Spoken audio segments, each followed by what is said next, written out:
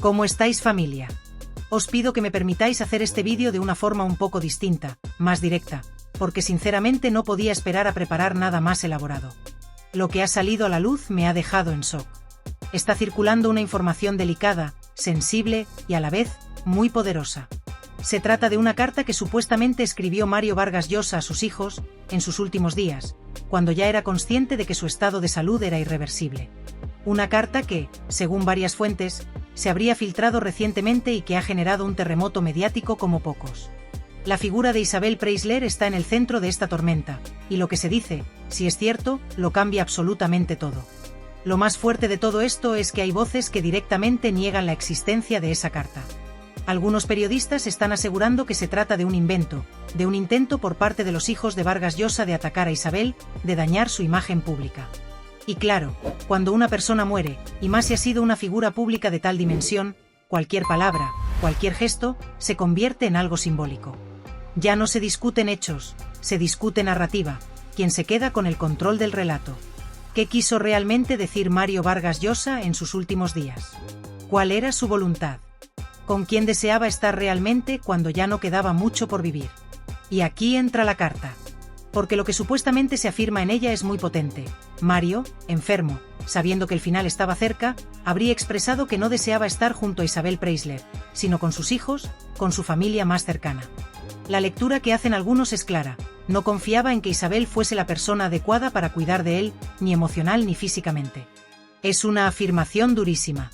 Y es ahí donde empieza la batalla entre quienes afirman que esa carta es real, y quienes aseguran que todo es una invención interesada para desprestigiar a la socialité. Lo que sorprende, o quizá no tanto, es cómo se están posicionando los distintos actores en este conflicto. Pilar Vidal, periodista muy próxima a Isabel Preisler, ha dicho abiertamente que esa carta no existe, que todo ha sido inventado. Según su versión, Mario jamás dejó constancia de ningún deseo de alejarse de Isabel en sus últimos días, ni tampoco pidió explícitamente a sus hijos que lo cuidasen por desconfianza hacia su expareja. Ella defiende que, de haber estado en sus manos, Isabel habría estado a su lado, apoyándole y cuidándole hasta el final. Pero esto choca de lleno con otras versiones que circulan, especialmente desde el entorno más íntimo del novel. Y es que hay algo que no podemos pasar por alto. Cuando Vargas Llosa enfermó gravemente durante la pandemia, cuando contrajo COVID, hubo fuentes cercanas que aseguraron que Isabel no estuvo con él. Que se apartó. Que lo dejó en manos de otros.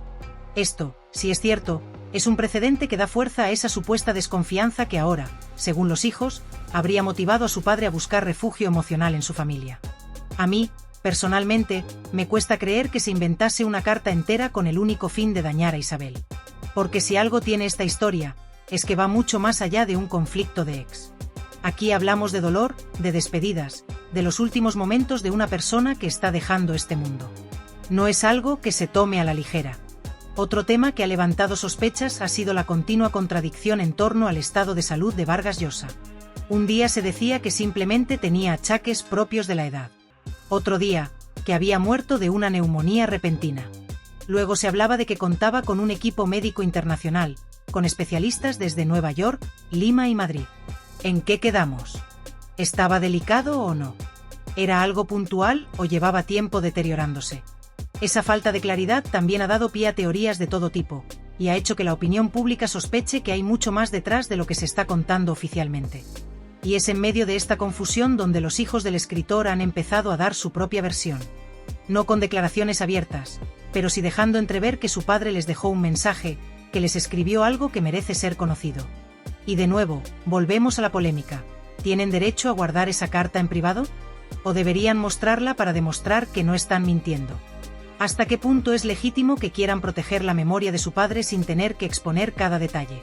Aquí es donde me parece injusto lo que algunos periodistas están haciendo: criticar a los hijos por querer mantener en reserva las últimas voluntades de su padre. Es completamente válido que no quieran exponerlo todo. Mario Vargas Llosa no fue una figura de la prensa rosa, nunca vivió de vender su vida privada. Fue un escritor, un intelectual. ¿Por qué ahora se le exige a su familia que ventile hasta el último pensamiento de su padre, incluso en sus horas más oscuras? Y lo más triste es ver cómo el foco ha dejado de estar en su legado literario, en su trayectoria, y ha pasado a centrarse exclusivamente en esta disputa emocional. Incluso se ha llegado a hablar del dinero. De cuánto cobraba Isabel Preisler durante la relación. Se ha dicho que recibía 80.000 euros al mes. Como si todo esto fuese una historia de beneficios y contratos. Como si el amor y el final de la vida de una persona pudieran medirse con cifras. A todo esto se suma una enemistad evidente. Es obvio que los hijos de Vargas Llosa nunca tuvieron buena relación con Isabel. Y sinceramente, tampoco es tan sorprendente. No es raro que los hijos no tengan aprecio por la persona que fue pareja de su padre tras una ruptura con su madre. Es algo humano, comprensible. ¿Pero de ahí a inventar una carta? ¿A construir una historia tan compleja y sensible solo para perjudicarla? Yo no tengo la verdad absoluta, pero sí tengo claro que estamos ante una historia mucho más profunda de lo que parece. Una historia que mezcla emociones muy fuertes: amor, decepción, miedo, enfermedad, familia. Y creo que lo mínimo que se merece Mario Vargas Llosa es respeto. Respeto a su figura, a sus decisiones, a lo que quiso o no quiso decir. Y también respeto a su familia, que ahora tiene que lidiar no solo con el dolor de su pérdida, sino con la presión mediática, con las acusaciones, con las dudas. Lo único cierto ahora mismo es que se ha abierto una grieta que no va a cerrarse fácilmente. Una grieta que pone sobre la mesa no solo las heridas entre los protagonistas de esta historia, sino también el debate sobre hasta dónde puede llegar la prensa cuando se trata de asuntos tan personales. Seguiremos atentos, pero ojalá que, en medio de todo este ruido, no se pierda de vista lo más importante: el legado, el amor por la literatura y la figura de un hombre que, más allá de toda polémica, ha marcado la historia cultural de nuestro tiempo. Resulta curioso, por no decir contradictorio, que desde algunos sectores del periodismo se intente proyectar la imagen de Isabel Preisler como una mujer entregada, casi sacrificada, que habría permanecido al lado de Mario Vargas Llosa hasta el final de sus días, simplemente por afecto o por lealtad. Esa es la historia que se quiere vender, la de una mujer que, pese a las dificultades, habría sostenido la relación por cariño, por gratitud, por humanidad incluso. Sin embargo, esa misma narrativa choca frontalmente con los comentarios que ciertos comunicadores lanzan con una mezcla de sorna y juicio encubierto, cuando afirman que Isabel jamás habría abandonado al escritor si él hubiese seguido aportando una suma generosa de dinero, concretamente 80.000 euros mensuales. Y entonces, uno se pregunta, ¿en qué quedamos? Porque no se puede al mismo tiempo defender una imagen de devoción y entrega mientras se lanza al aire una acusación tan demoledora como la de que todo se reducía a una cuestión económica. Ese tipo de afirmaciones no solo carecen de sensibilidad en un momento tan delicado como es el fallecimiento de Mario Vargas Llosa, sino que además dejan en evidencia la falta de coherencia del discurso periodístico, especialmente cuando quien lo emite pretende ir de neutral pero claramente se posiciona con una parcialidad descarada. Lo más sorprendente de todo es la ligereza con la que se juega con conceptos tan delicados como la lealtad, el interés económico o la manipulación emocional.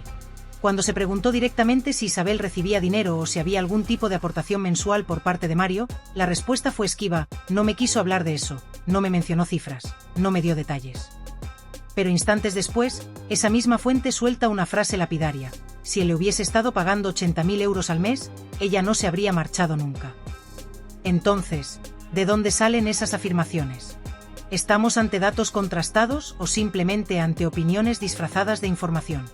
Este tipo de comentarios no hacen más que alimentar una imagen distorsionada, en la que Isabel aparece retratada como una figura interesada, calculadora, que habría permanecido al lado del Nobel por conveniencia y no por amor.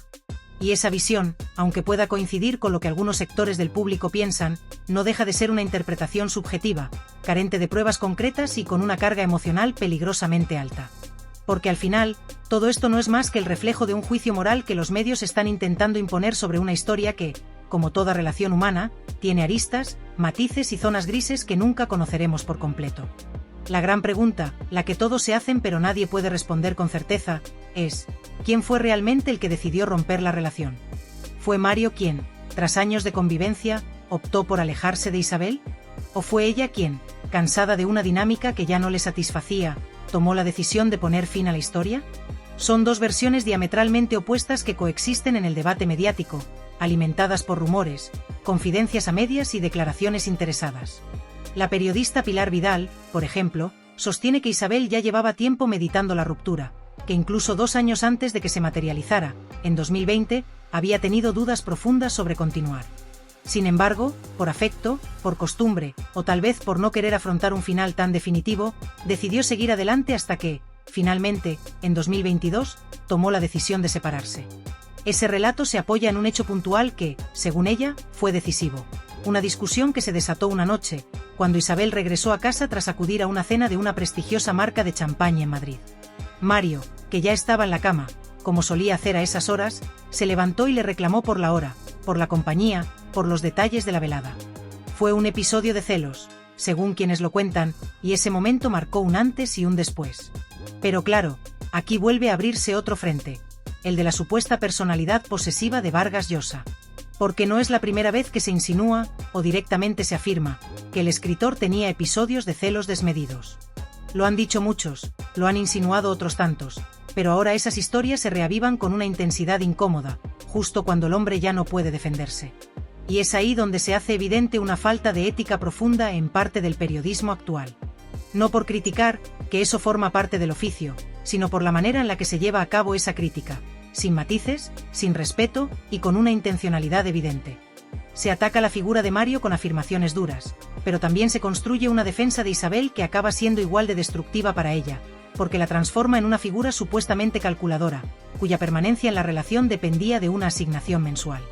Mientras tanto, desde el entorno del escritor, especialmente por parte de sus hijos, se lanza otra narrativa, en la que se sugiere que una parte importante de su preocupación en los últimos años era precisamente evitar que Isabel pudiera quedarse con parte de su patrimonio. Que el intento de recuperarlo por parte de la familia, tras el fin de la relación, no tenía tanto que ver con el amor filial como con la necesidad de proteger un legado. Esa idea, que ya de por sí es polémica, se convierte en munición para quienes acusan a los hijos del Nobel de actuar movidos únicamente por el dinero. Y eso, en plena etapa de duelo, se convierte en una bomba mediática que nadie parece querer desactivar. Resulta inquietante ver cómo, a pocas horas del fallecimiento de Vargas Llosa, la conversación pública no gira en torno a su legado literario ni a su importancia histórica, sino a quien se queda con que, así Isabel va a salir de casa, así va a dar la cara ante los medios. Se espera su declaración como si fuera la protagonista de una telenovela. ¿Está fuera del país? ¿Va a hablar? ¿Va a responder a las acusaciones?